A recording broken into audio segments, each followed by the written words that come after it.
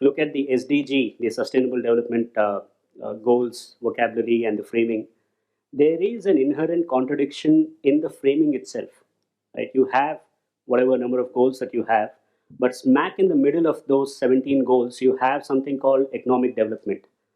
And the nature of economic development, the structures that are underpinning the institutional architecture that generates that are, are those that are generating all of the crisis. So there is a hypocritical kind of framing there, that you are not pointing to the root of this issue, but you're hoping to resolve all of the other issues that this one generates.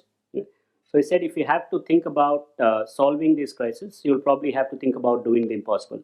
And sometimes it's just the cognitive shift. It's not so much the radical upheaval in a societal sense. It is about altering the ideas around a good life. And that is where, if you explore that further, the whole Dharmic exceptionalism, if you will, and the idea that India has a role would perhaps have a greater consonance once we think about that and situate that in the context of global crisis.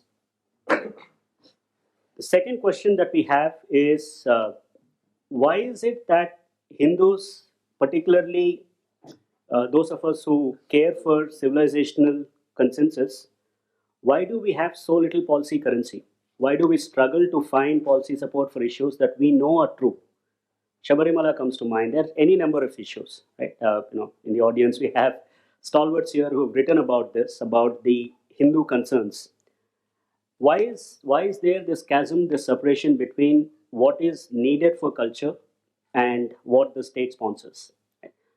And is there a way in which we can bridge that gap? And that is also the guiding philosophy of Brihat itself,